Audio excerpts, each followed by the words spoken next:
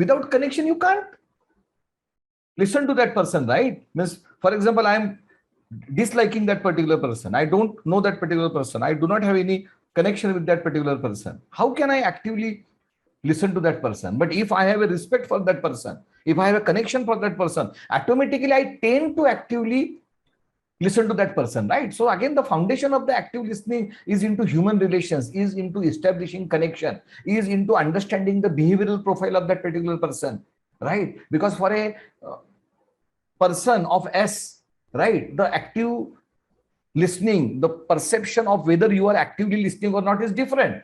For a deep behavioral pattern, it is different. So you should know all this. See, these are the say interwoven skills, right? So for example, paying close attention is not a standalone skill. There are in root, means at the below that particular paying attention, there are variety of the competencies you need to build, like that active listening, right? So you need to build variety of the competences. Means unless you have this particular competence of say paying close attention, how can you actively listen? Because in a active listening, you have to observe the body language, and if you are not paying the close attention, you can't observe the body language and the facial expressions. So again, paying close attention is a precursor to the active listening. So this is the reason. First comes close attention, then comes active listening, right? So the active listening refers to a pattern of listening that keeps you engaged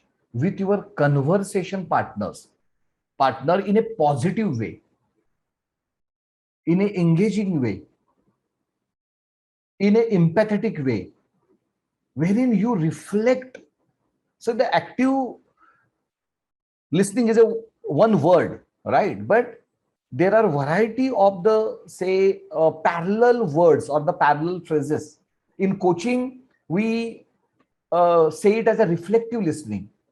When someone says something, you process, you do not think, you process what they have said. It is not the judgment, it is not your opinion about what they are saying. You process whatever they have said, the way they have said, emotionally, physically, with the body language as well as with the words. So it's a combination. It is not only about the words, because many times people say something, they mean something, right? So means I'm not going to go into that direction, because means you are aware of that. So the active listening is also a reflective listening, wherein you reflect on what that particular person says, you process that particular information, and then you clarify that. So it's a loop, right? So you listen, you process the listening, you reflect on whatever you have heard or listened, then you clarify it, because when you reflect, there can be some questions, and you then ask open-ended question, not the close-ended question. Don't say, okay, this is what I have understood, yes or no, right? So you ask open-ended question so that that person can add something. The person should not say only yes or no, because in your yes and in your no, means in that question, there can be half truth, right? Unless you allow that particular other person to basically convey, because many times there is a communication gap. Believe me, 80% of the time there is a communication gap. We don't understand 100% what that other person mean, right? So this is the fact of life. Communication is the biggest challenge. 100% communication is the biggest challenge, right? And the active listening can manage that particular challenge very well. When you practice active listening, you make the other person feel heard and valued. You give importance and respect to that particular person. And that is, means, if I say it is punya, so in Marathi or Hindi, it is called as punya. It is a good deed you are doing. So the active listening, the importance of the active listening is very high, because only with the listening you can solve other people's problem. No advice, no coaching, no counseling, only listening. So the Freud had done these particular experiments.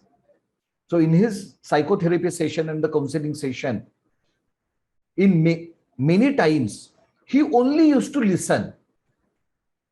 And of course, in active listening, you have to ask some questions, clarification, summarization, means everything that process was being followed. But no gyan, right? No gyan, no psychological thing, no going into the past, nothing, only listening. And people got their solution, and people uh, say solve their psychological issue only with Freud listening. Erickson also done the experiment. So the listening is very powerful, right? So most of the time people are not looking for solution. They already have solution hidden within them, and this is also the coaching ideology. But honestly, right now I'm not talking from the coaching ideology. I'm talking from my experience, right? So in my experience, people are not looking for the solutions from you. People are not looking for direct concrete help from you. People are looking for intense sharing. People are looking for that someone should listen to them. And when you listen actively, automatically that person starts talking deeply.